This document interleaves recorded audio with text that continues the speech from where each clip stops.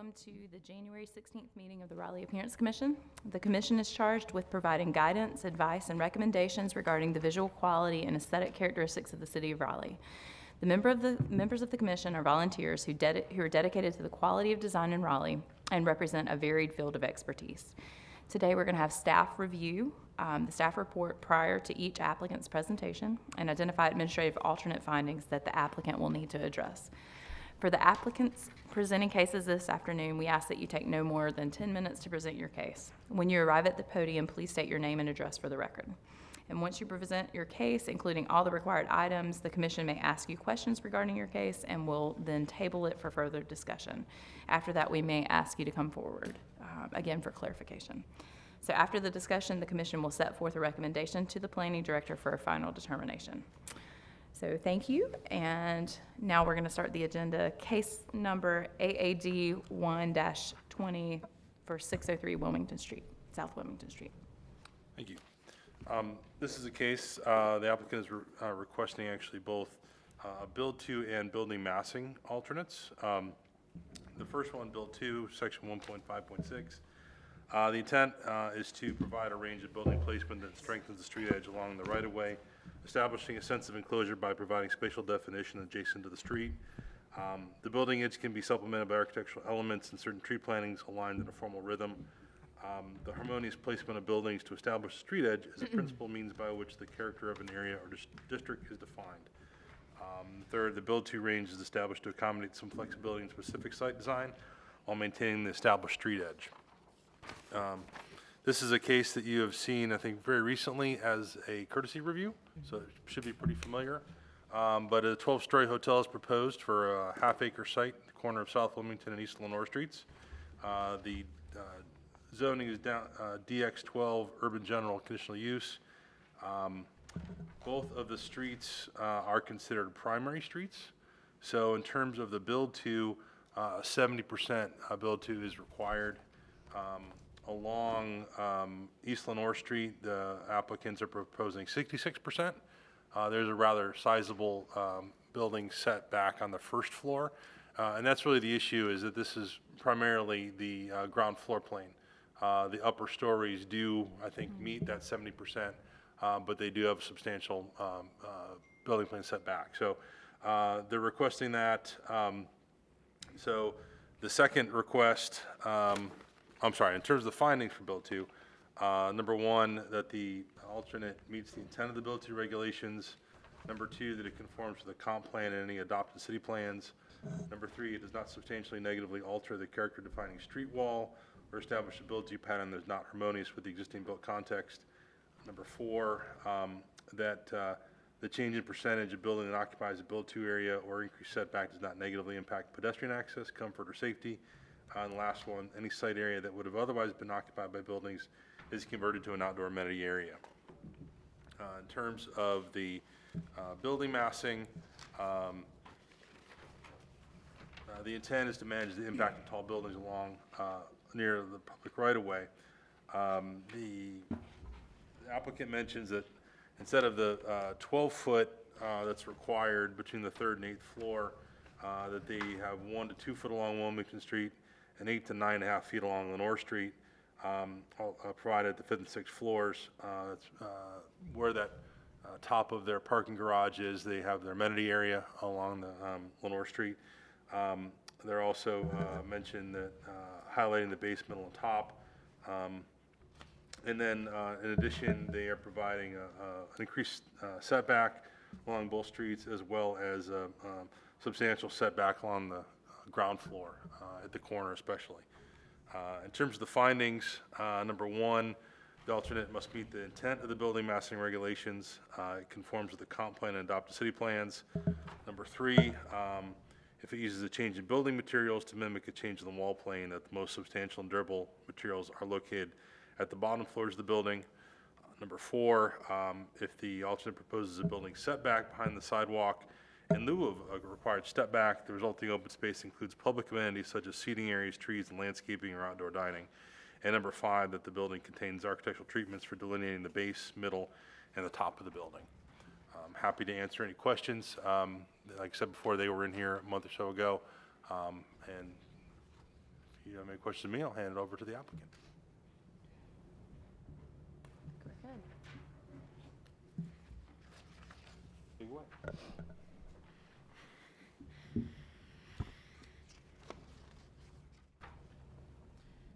Hello, it's great to see some familiar faces again. My name is Sanjeev Patel, principal at Duty Paint Architects, and Michael Van Pran at McAdams. so we recently were up at the Board of Adjustments this Monday. I don't know if we want to give an update on that. We can do a quick. Sure. I'll keep it brief. I think we had 11 items on the agenda. Most of them were kind of transportation related and spacings of the driveways. So kind of a suburban code. They had to be certain far away. So I think 4 of them were from that. One of them was from the loading dock. You can't have a car back in or back out of a site. Kind of, again, wants more of a suburban thing. So we got relief from that. The big ones that are relevant, I think, to this case are the outdoor amenity area. So we had discussions about outdoor amenity area being covered in the downtown district. There's some back and forth with staff as to why that intent was there in the first place. Was it to provide shade? Was it to activate the space? But we came to the conclusion that it was fitting for this space. So we are kind of activating that corner, and that is the intent of that intersection. And then we've also trying to activate that 6th floor where the building step back would otherwise be. And there's some code that we got relief from, and so we're able to actually provide the outdoor amenity area on that 6th floor terrace and have it count. And then one nuanced thing is due to the angles of the building kind of shrinks down to less than 10 feet. And so we got a reduction to go down to 8 feet, 8 inches, something like that. So we have all of those, and I think that's all 11 of them, unless I'm forgetting one of them. But so the idea, once again, is to activate that corner, and they found it fitting. And the column encroachments. So the building along the sidewalk, along Lenore Street, it's kind of due to this. I think it's a 105-foot parcel width. It's very constrained, and so we're providing kind of more ground to plane windows along Lenore Street, and going to activate it with, as you'll see, loose furnishings, materials that are above and beyond kind of code minimum, so to speak. And so they found that fitting as well. And so they've allowed those columns to encroach into the streetscape along Lenore Street.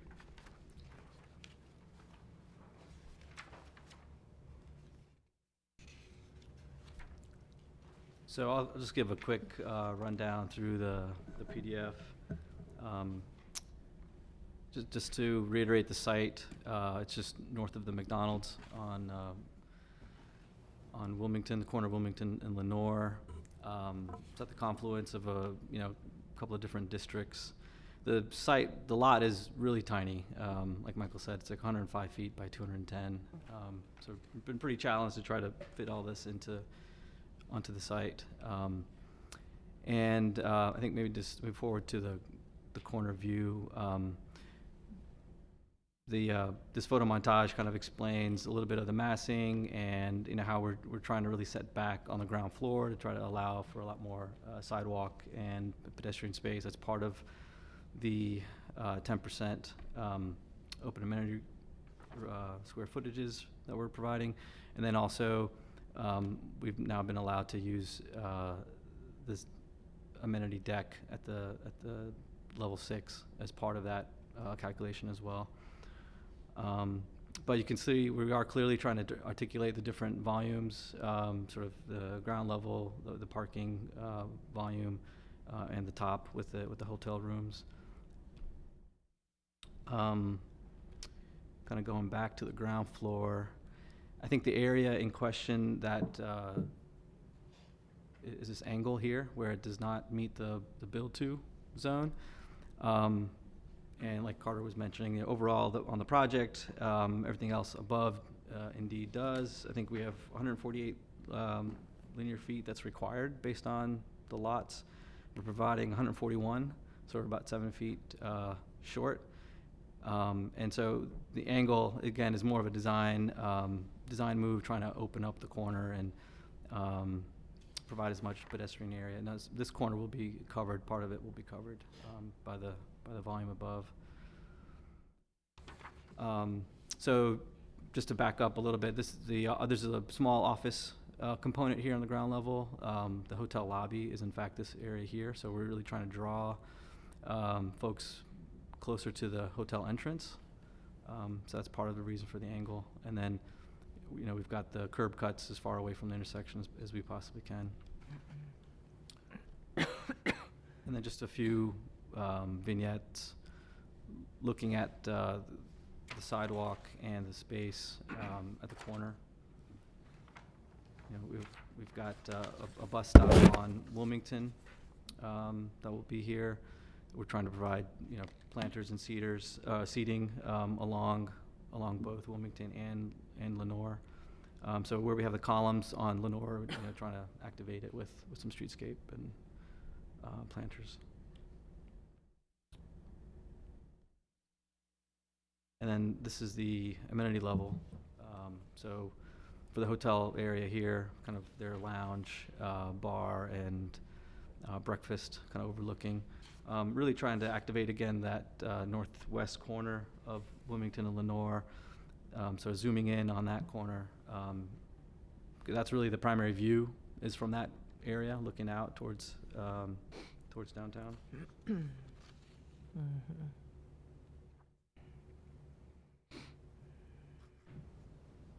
And then as far as the elevation materials are concerned, we are looking at an open parking garage, so perforated metal panels.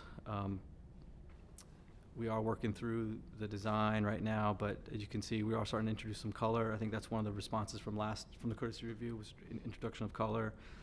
And we'll have to work with the Hilton brand and their brand standards and all that, but I think our idea is to really integrate color, pick up on textiles. That's sort of one of the cultural, historical references that we can make to Raleigh in North Carolina. And so it's a abstract way of trying to pick up on that with the patterning on the parking garage. And one thing, so this elevation is showing the east end, and then the west end along Wilmington. We want to introduce a mural at the corner. That's something that we didn't have before. We are anticipating getting rid of the loading dock, but not sure yet. But in either way, we think that's a great corner for some art and a mural. And we probably would wrap the corner on the south facing the McDonald's as well. And so that would happen here at this corner here. Now, the elevation that's facing south is really an important elevation as you're coming into downtown. And so our base design here is showing a solid precast wall. Because of the fire separation, we're right on the property line. We are stepping back with the hotel rooms above. So we're going to a metal panel here, probably a corrugated metal panel. But we do want to articulate the precast, and so these are some examples of other projects that we've done where we're really trying to give some relief and some pick up on the south face. We have the opportunity of some light and shadow play to happen, and so what that pattern is, I think, is still up for debate. Here's another version of that where the reveals that we're showing are more vertical reveals in the precast, but then we're introducing color. That we're starting from the north part of the building and wrapping around to the south, and then also same thing with the metal panels on the room, the volume of the hotel rooms themselves. This is it's a chance for kind of creating a billboard type of moment. Architecture is billboard, if you will, facing south, and we know the McDonald's is also going in for renovation, and so it's likely that this is going to be visible for quite some distance. So we think it's an artistic opportunity, and so this is another example because of just the orthogonal nature of the grid. We think maybe something that's like on a diagonal or non-orthogonal could be a really interesting counterpoint and could make a strong, bold statement. I'm not saying that this is it, but I think we're trying to integrate whereas the rest of the the project, we're really delineating the the bar at the top from the garage. I think here is a chance to make that screen on the south kind of integrated through the patterning and the art and color. And so whether it's the reveals in the precast and the color in the metal panel, trying to create an overall composition that is thoughtful and can become like a gateway into Raleigh from the south. So that's the gist of it. These are sections that I think talk about the step backs, but I think we've already taken care of that with the Board of Adjustments. But we can talk through these in more detail if we want to. I think that's pretty much it.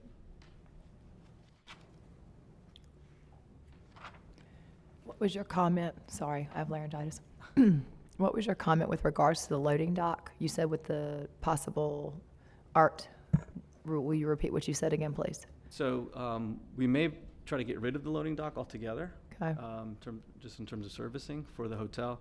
If we have to keep it for operational reasons, there will still be a door, a roll-down door, but I think we can integrate that door with the art on the door itself and the wall as it turns To wrap it. Okay.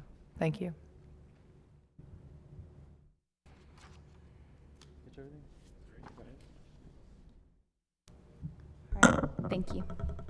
Does anybody have any questions?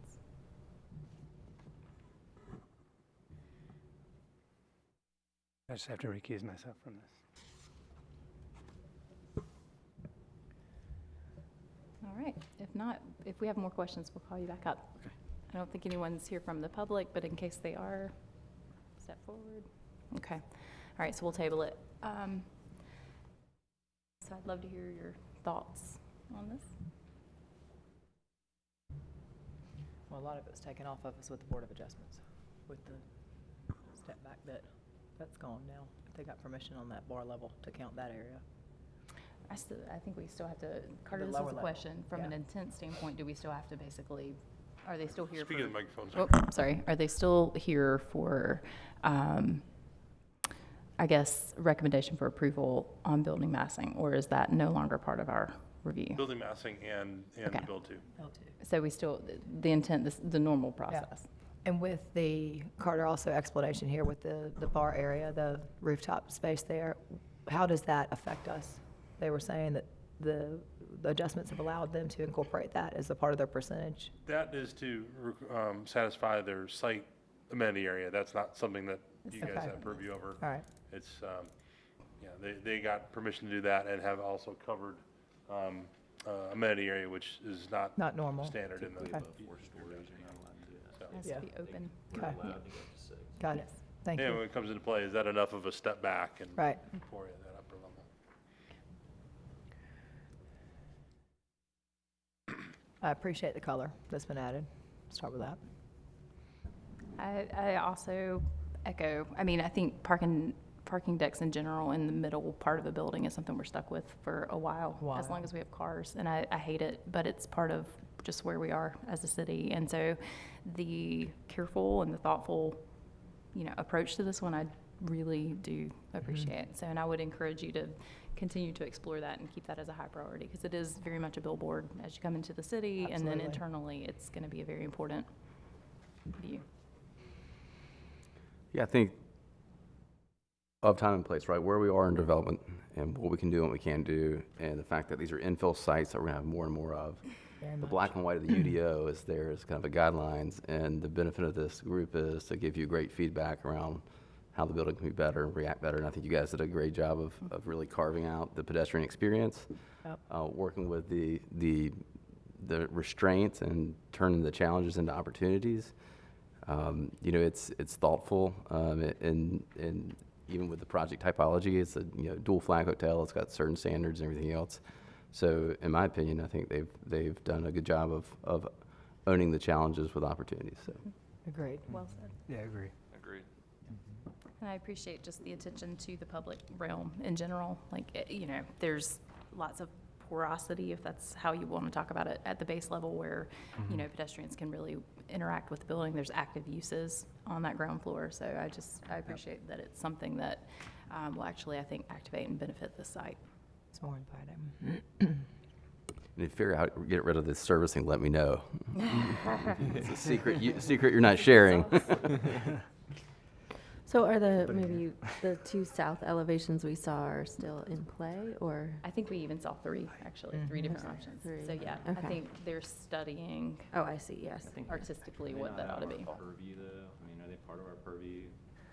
I mean, not really, but, I mean. So we can't I comment appreciate on- the extra effort there. I mean, absolutely. That's a huge, that is a big challenge, and I appreciate the extra effort to look at that. And unfortunately, I think, you know, with these McDonald's sites, they hold on to them pretty Oh, yeah. strongly. Seems like the ones that have more like depth and texture are probably gonna be more successful with light versus just applying a pattern or color, but. Agreed. Yep.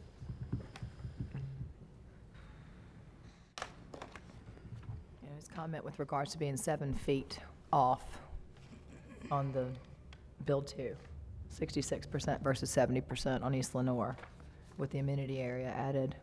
You know, we keep talking about the pedestrian experience. It is more inviting across the board. Yeah.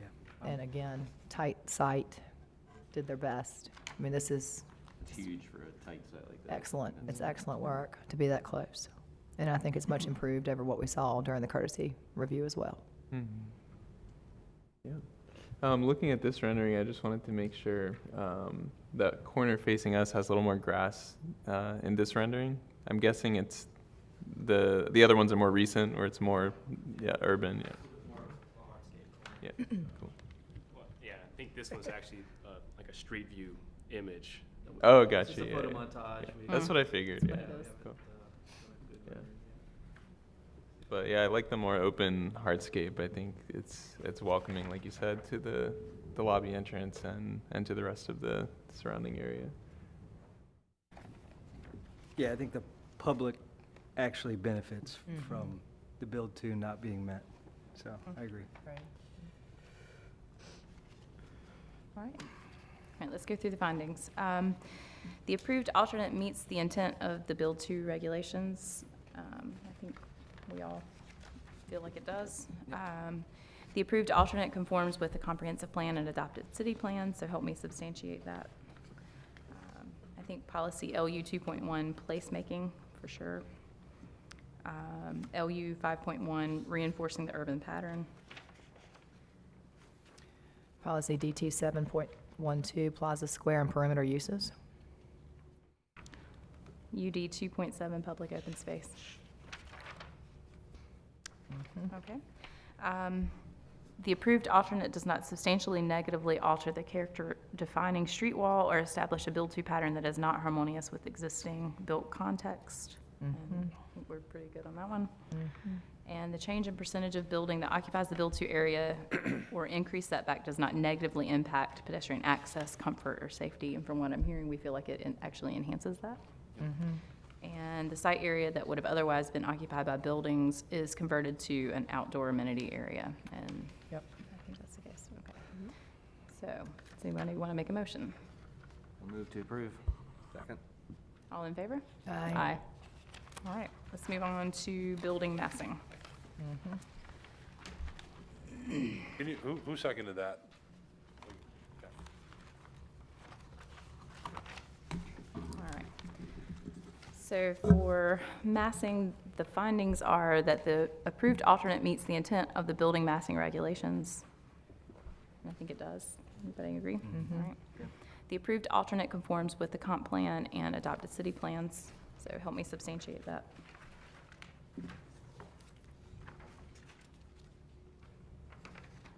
Policy LU 7.4, scale and design of new commercial uses.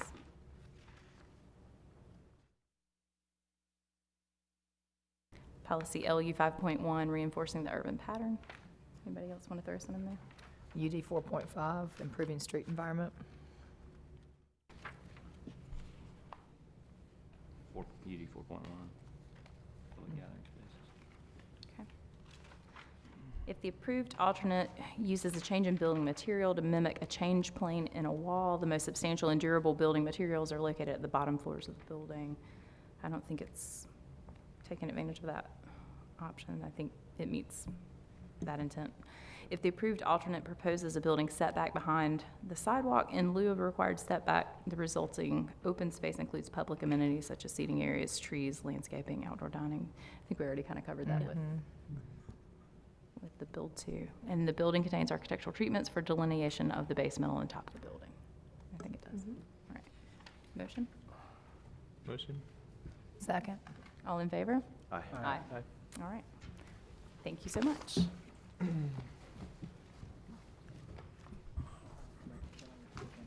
Oh, yeah. Thank you. Thank you. Thank you. I don't like that. Well, me neither. but- Not relevant, but I want to tell you. So,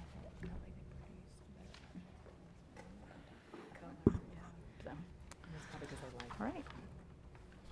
So this is for, lost my agenda, sorry. AAD 2-20, 9951 Strickland Road.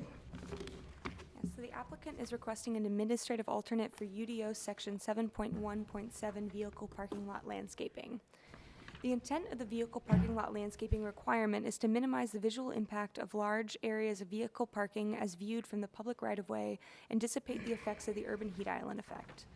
A well-designed parking lot utilizes landscaped islands and clear delineations to break the parking lot into smaller segments. Tree and shrub plantings should not interfere with the pedestrian circulation on the site. The applicant is proposing to redevelop a vacant portion of a 43.63 acre site zoned planned development containing a multifamily residential retirement development. An additional multifamily residential building is proposed along with associated surface parking. Per UDO section 7.1.7.d.1, a landscaped interior island must be provided every 10 parking spaces and be evenly distributed throughout the parking area. The applicant is requesting an alternate to the 10-space requirement and planting requirement in 3 locations throughout the new parking area. The purpose of these longer stretches of parking is to accommodate large structures for additional covered parking for the comfort of their residents. In lieu of meeting the interior island requirements, the applicant proposes to plant the 3 required trees and landscaping elements at the perimeter of the parking lot rather than the interior. So the findings to be met for this case are that 1, the approved administrative alternate meets the intent of the vehicle parking lot regulation, that it conforms with the comprehensive plan and adopted city plans, and is considered equal to or better to the standard. Right. Are there any questions? Good afternoon, or maybe it's good evening. I don't know if it's close to 5, but anyway. My name is Peter Canasson. I work with Jones Canasson Engineering in Apex, civil engineer for the Cypress project.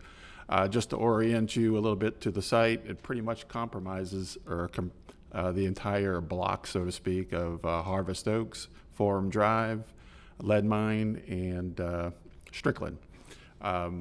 Just to let you know where we are in the process, Villa E is the last building which will be built in the community, which is a continuing care retirement community.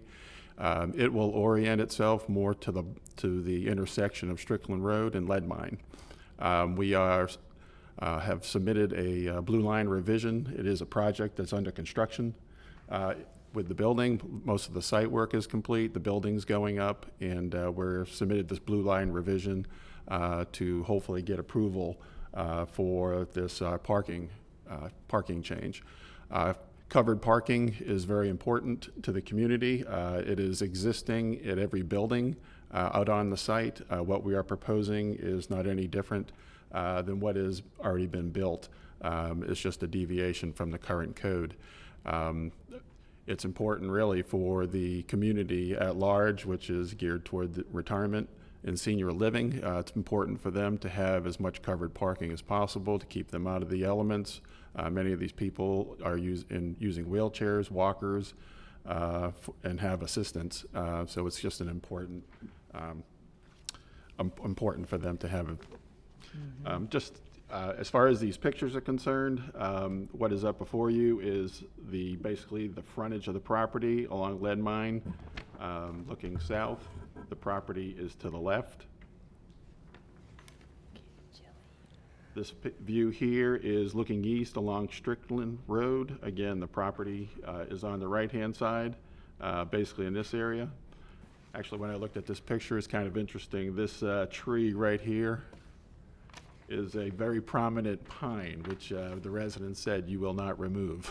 So that basically the building and the parking is going to be sitting back from that pine tree. Specific to the site is, can I write on this like we used to? With the finger, okay. We have existing tree conservation area here. There is tree conservation with isolated trees here, and all this landscaping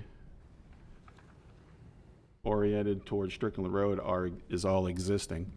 What we are proposing is to extend covered parking in this area, this will be new covered parking here, and we want to provide new covered parking in that area too.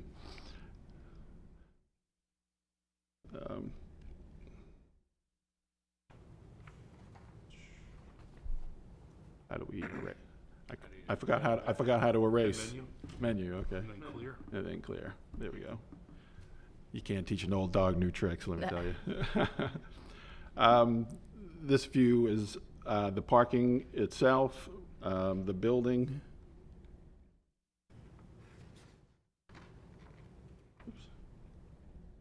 You can zoom out. Can I zoom?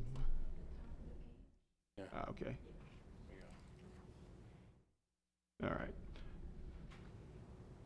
And just touch clear again. Yeah. All right. Here is the building. Oh. I'm used to scrolling, I'm sorry. There you go. There we go. Building here, that is Villa E. Parking is this is all new parking, our covered parking. Where we are adding covered parking is here, here, here, and here. What we will be removing through the covered parking are basically three trees. They're oriented here, here, and here. You can see the tree conservation area was there, and then all you can see here, all of this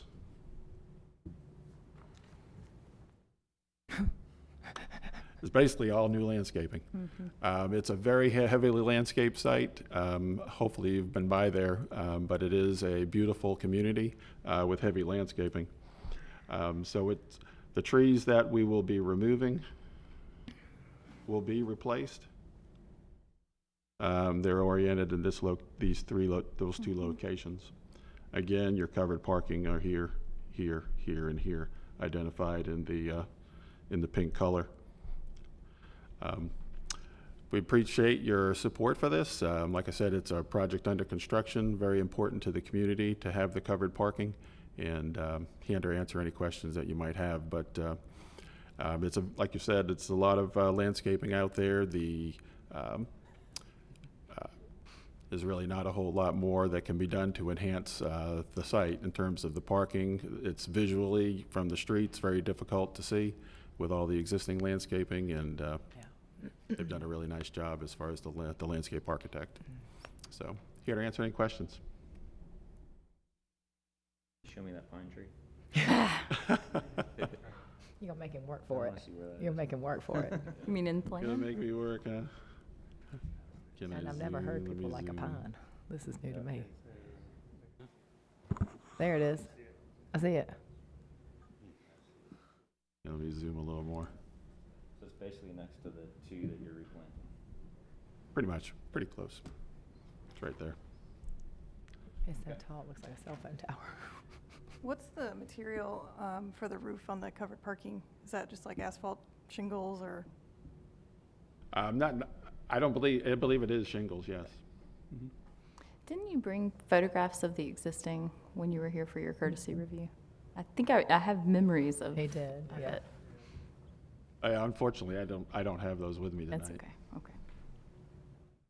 But I can tell you, all the materials that are being used match what's existing out on the site. Yeah. It was pretty nice. Concrete columns and shingle roofs.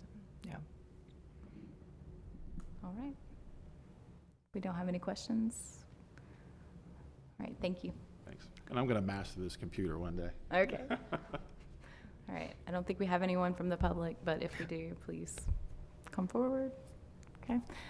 All right, we'll table it for discussion.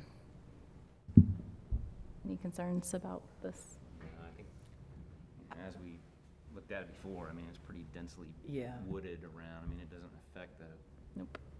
And that, passerby. Yeah.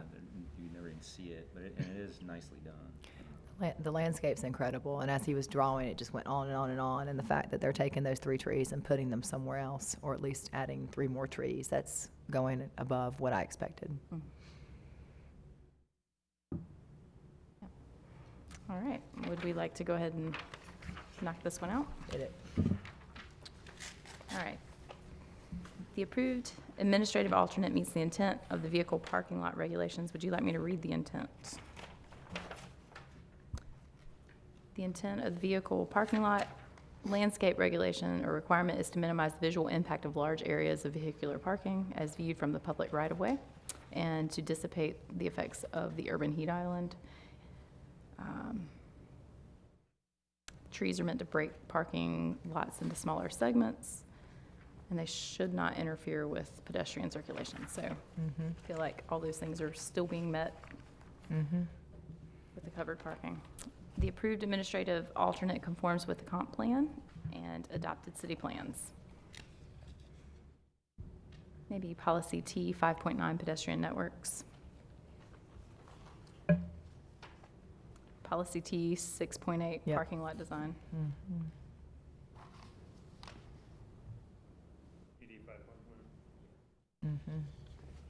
Okay. And finally, the approved alternate is considered equal to or better than the standard. I think Yes. I think it is. All right. Do I hear a motion? Motion to approve? Anybody? Make a motion to approve. Second. All in favor? Aye. Aye. All right. Thank you so much. Thank you. All right. So I'm going to do the